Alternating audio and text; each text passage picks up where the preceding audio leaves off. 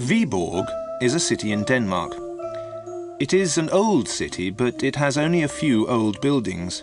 A great fire destroyed most of the old town in 1726. Mr. Andersen was writing a book on the history of Denmark. He went to Viborg in 1891. He wanted to study the history of the town. He stayed in an old building in Viborg, the Golden Lion Inn.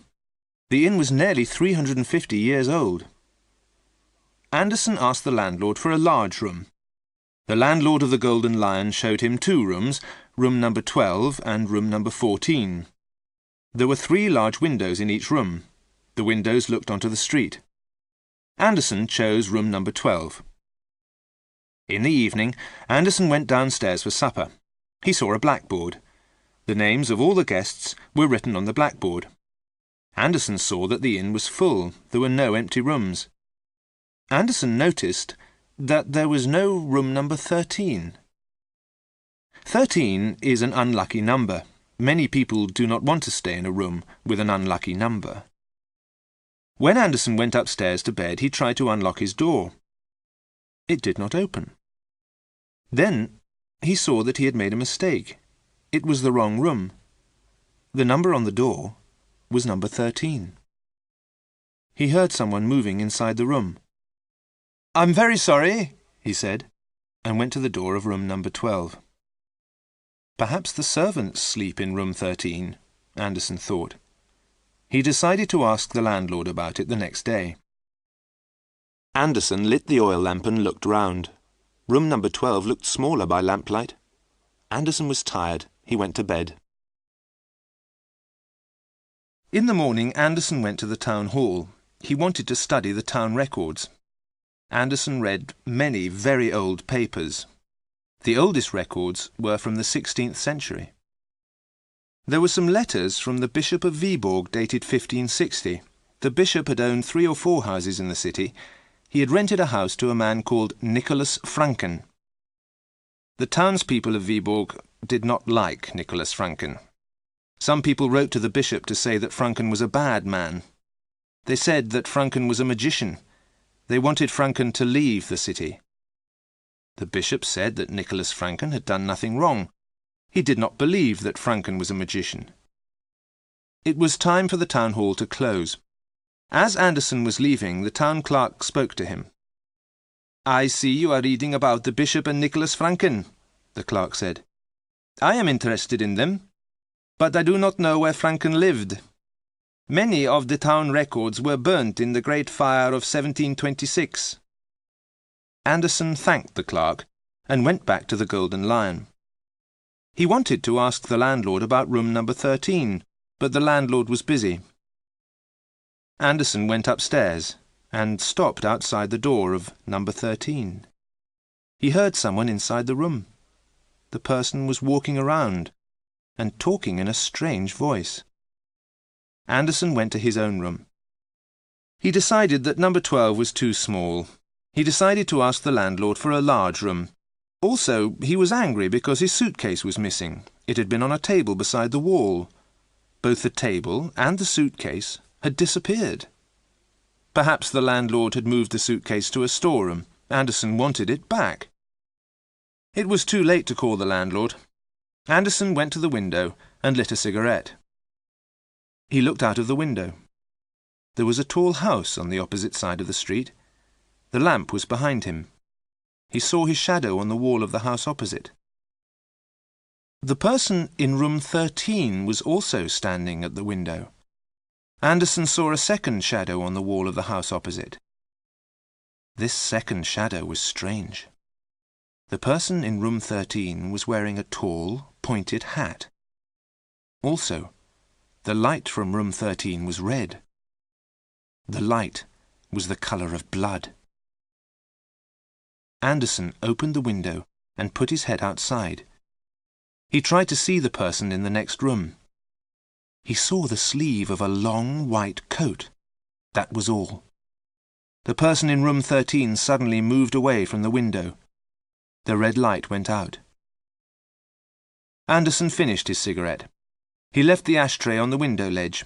Then he turned out the lamp and went to bed. The picture sequence from the cinema has finished. You can look at it once more if you want. Next morning, the maid brought hot water to the room. Anderson woke up and remembered his suitcase. "Where is my suitcase, please?" he asked. The maid laughed and pointed. The suitcase was on the table beside the wall. It was exactly where Anderson had left it. He noticed another strange thing. His ashtray was on the middle window ledge. He clearly remembered smoking his cigarette by the end window, next to number 13. He finished dressing and decided to visit his neighbour in room 13. He was surprised when he went to the door of the next room. The next room was number 14. Anderson was frightened. Was he going mad? After breakfast, he went to the town hall and read more of the old papers. He found only one more letter from the bishop about Nicholas Franken.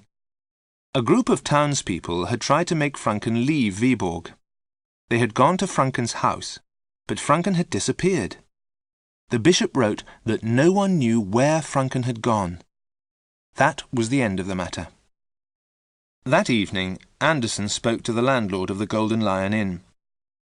"Why is there no room 13 in the inn?" he asked.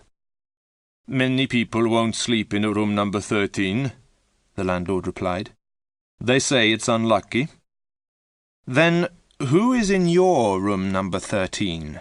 asked Anderson. "There isn't a room number 13, the landlord said. "Your room is next to room number 14. "Of course," said Anderson. "I must have made a mistake. Would you like to come up to number 12 for a glass of brandy and a cigar?"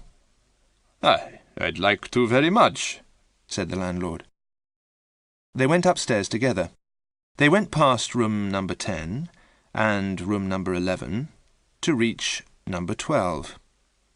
The landlord looked at the inside of number 12. "This room looks very small," he said. Anderson poured 2 glasses of brandy. Both men lit cigars. Anderson opened the window to let out the smoke. There was a red light and a shadow on the wall of the house opposite. The light came from number 13. The shadow was dancing wildly, but there was no noise. Anderson sat down to drink his brandy. He wanted to tell the landlord about the strange things he had seen. Suddenly, a terrible noise came from the next room. "Is that a cat?" asked Anderson. "Or is there a madman in the room next door?" "It's Mr. Jensen," said the landlord. "He often stays in room 14. The poor man must be ill."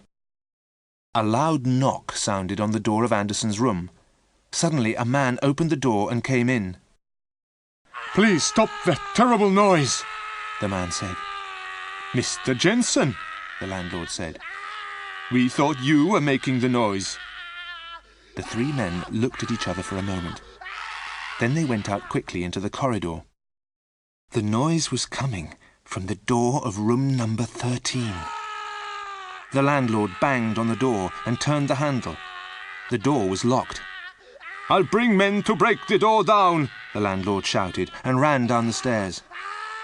Jensen and Anderson stood outside number 13. The noise inside the room became louder and wilder.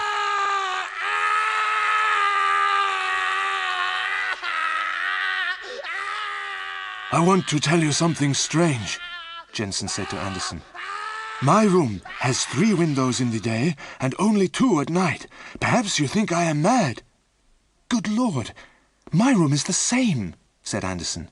"My room looks smaller at night than during the day." The door of number 13 opened suddenly, and an arm came out. The arm was thin and covered in grey hairs. The fingernails were long and dirty. Anderson shouted and pulled Jensen away from the door. The arm disappeared and the door closed. The sound of mad laughter came from number 13.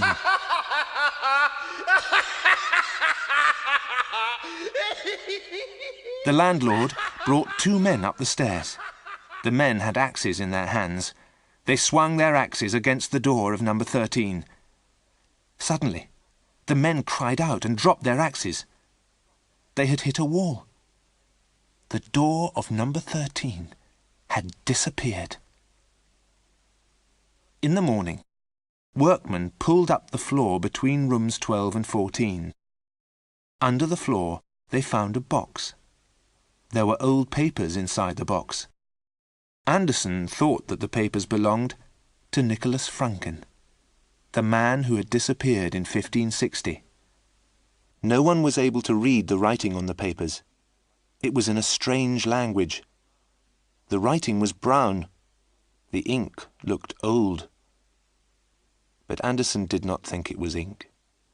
He thought the papers were written in blood.